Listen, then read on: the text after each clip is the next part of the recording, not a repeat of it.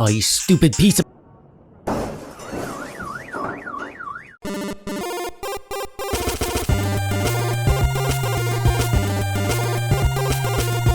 The RG35xx was a rock star. It came out about a year ago in the midst of the great OG Miyoo Mini famine that still persists to this day, and it was our savior. A cheap, budget retro handheld that looks like a Game Boy, great performance for the price, good build quality, pocket friendly, with the horsepower to play all your old favorite retro systems up to PS1. The retro gods hath smiled upon us. But it wasn't all sunshine and pickles. The stock firmware wasn't the best, but then very shortly after launch, we got a badass custom firmware in the form of Garlic OS. And with that, when all was said and done, the 35xx was well loved. However, there have been quite a few new developments since its released. We have a refreshed Miyoo Mini in the form of the Miyoo Mini Plus, and Onion OS has been rolling out consistent updates to keep that thing fresh as a baby's bum bum. And of course, there's been a slew of other handhelds released, including lots of pretty darn cheap and powerful devices. So now we get this, the RG35xx Plus. Sprucing up,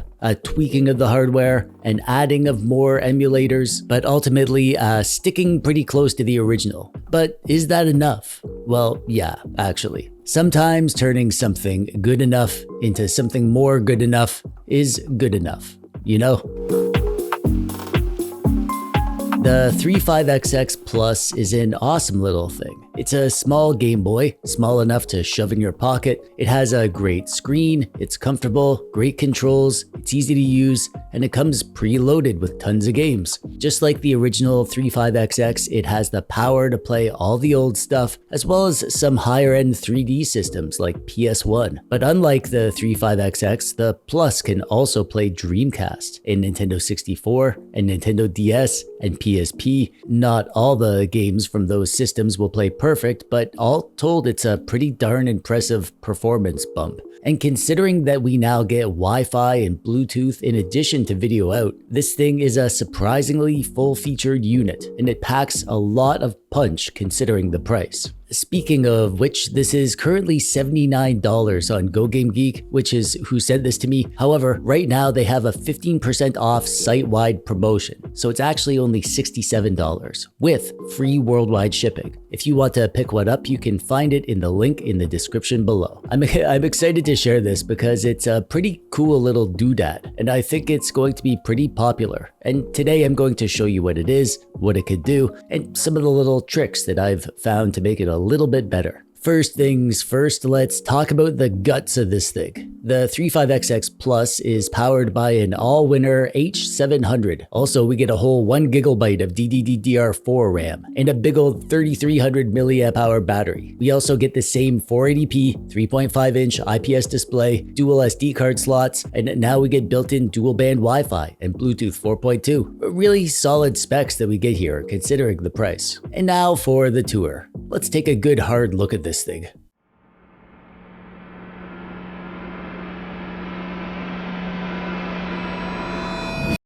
All right. On the front, we have a D-pad, face buttons, start and select, and a menu button. On the left, we have volume up and down. On the right, we have power, reset, and 2 micro SD card slots. On the bottom, we have a USB-C hole for charging and a headphone hole. And on top, we have an HDMI hole. Around back, we have our bumpers and triggers and a battery slot with a user-replaceable battery. I really like the D-pad that they're using here. It has sort of soft, rounded edges, and it has a great feel to it. Nice and firm, but plenty responsive. No issues with diagonals or anything. The face buttons are a little loose, but overall they're pretty good. I'm a big fan of the bumpers and triggers. They're sort of angled up from the outside, so your fingers sit really comfortably here. Also, it's a bit clacky overall. I have 2 models to show you. This white one, this was sent to me by Amblernick, and the beige model, which was sent to me by GoGameGeek. I think the white one is beautiful. It's simple and elegant, sophisticated. This is the model for adults who like nice things, I think. But one thing that you've probably noticed about me is that I prefer the dorky retro Game Boy Color vibe, so I'm in love with this model. There's actually a few little small things that make the Plus a bit more comfortable than the original 35xx, and the hand feel is like 10% better overall. The screen on this thing is great. It's bright and crisp and clear with great viewing angles, and it gets plenty dim so you can play it in the darkness. And the sound is good. It's front-facing, which is nice, but it's only one speaker. However, it's in the same location as it was on the Game Boy, so I'll forgive that for the nostalgia factor. One downside that you might have noticed is that we do not get an analog stick. That is going to potentially be a problem when you're playing higher-end systems. It's not a deal breaker, especially with the latest updates, but it's still a pretty major limitation of using this device over some of the other devices that could play that higher-end stuff, like Nintendo 64 and Dreamcast and PSP. I'm gonna get this out of the way right now. Your experience using the RG35xx Plus today will not be the same as using it in the future, once the community has been able to do some stuff with it. That's what happened with the original RG35xx. It was okay at first, and then it became kinda great when we got Garlic OS. We're stuck with the default firmware for now. That's not terrible. The default firmware is serviceable, and there has already been an official update released by Amblernick that has fixed a few issues, so that's pretty hopeful. In the stock OS, this main menu is where most of your stuff will happen.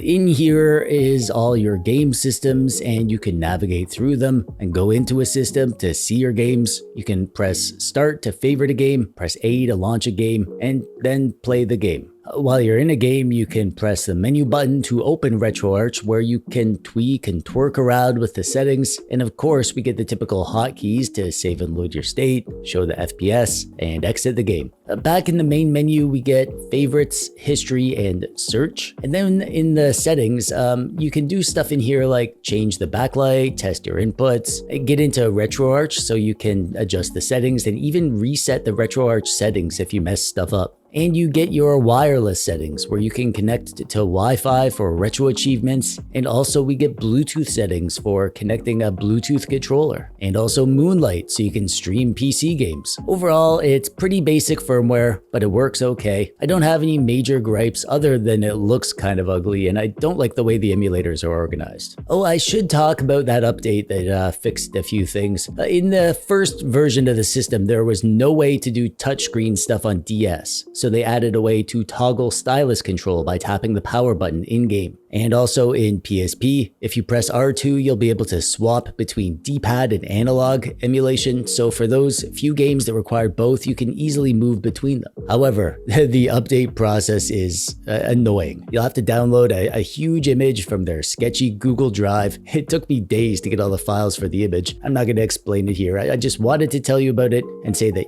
yeah, it's annoying, but it's worth doing. So just like the original RG35xx, the old retro stuff is an absolute joy to play.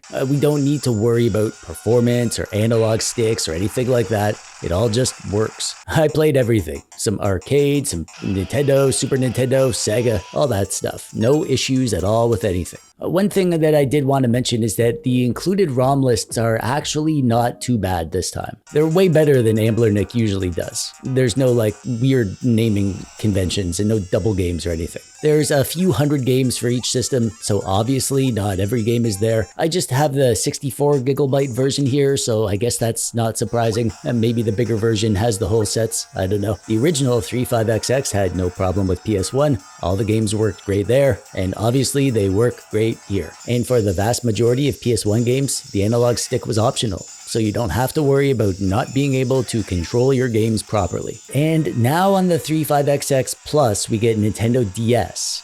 DS is a dual screen system, so on here you can have the screens stacked, but you'll probably want to go full screen with one of the screens and just swap between them as needed. You can do that with L2 and R2. And on the new firmware, if you tap the power button, you'll toggle stylus control. Overall, I found that it's actually a really enjoyable experience to play DS games. There will probably be games that you won't want to play with a virtual stylus and no touchscreen, but there will be a ton that work fine out of the box. Dreamcast is okay.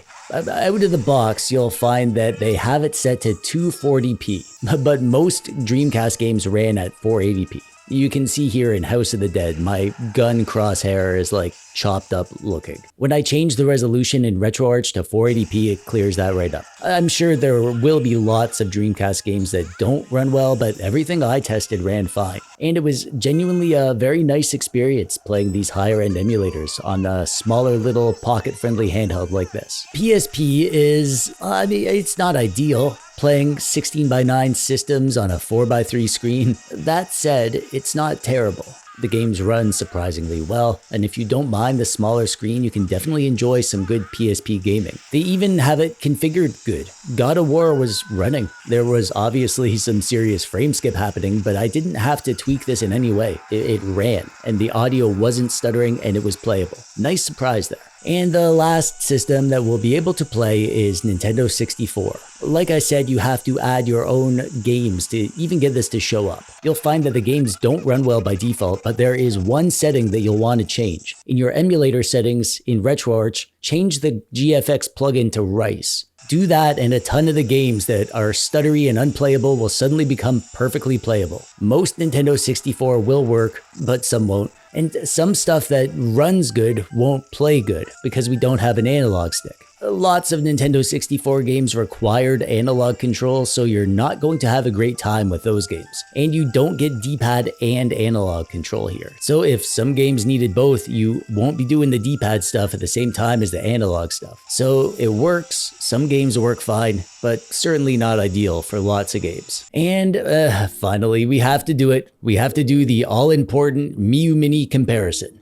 For the build, they're really freaking close. I don't think anyone would argue that they're hardly different at all. Features-wise, the 35xx beats the Mini. They both have Wi-Fi, but the 35xx has Bluetooth and HDMI, so you can do that whole hook it up to your TV thing. In terms of performance, there's no competition. The RG35xx Plus is the more powerful device. It can handle Nintendo 64, PSP, Dreamcast. With Onion OS, the Miyoo Mini can do DS, but not that other stuff. So if you want that higher end stuff, then you'll need to go for the 35xx Plus, no question. But what the Miyoo Mini has over the 35xx Plus is an amazing operating system. Onion OS is so freaking well done. Everything is amazingly streamlined. It has a ton of extra features. It has nice skins that make it look like you're gaming in TechDweeb's Dungeon of Solitude. The DS emulator on there is better. You could do other stuff like read ebooks, watch movies, tons of other emulator options, including some systems that the 35xx Plus doesn't get. The firmware on the 35xx Plus is okay, it'll get you by, but it's not great. And the actual operating system that we get on a device is a huge part of the experience of using that device. Maybe the 35xx Plus will be great, and who knows how long that'll take, but maybe it won't. And I guess it's a bit of a gamble. You can get the 35xx Plus and enjoy the high-end games and hope that some other better system comes along, or you can get the Miyoo Mini and skip the higher-end stuff and have basically the best retro handheld emulator that you can get with the best operating system. There's no right or wrong answer, really. But my preference right now, if I leave the house to go to the insurance office or wherever adults go, and I need to bring a Game Boy with me to whip out when I'm waiting my turn to talk to the insurance man, I'm grabbing the Miyoo Mini. It's more pocket friendly. It plays everything I want to play because, come on, I don't want to play Nintendo 64 on a device like this anyways. And it has that amazing operating system that unifies the whole experience. And maybe down the road when the 35xx Plus gets a good system, I'll be picking that instead. We shall see. If you want to get an RG35xx Plus to get in on the hype train, you can buy it from Go Game Geek and make sure you use that coupon to get 15% off. There's a link in the description below. And that brings us to the end. Thanks for watching and stuff. If you haven't seen my Ultimate Miyoo Mini video, now is a good time to check that one out. There's a link on the screen now and down in the description below, and you can go watch that now because we're done. I'm TechDweeb. Thanks for watching. Bye-bye.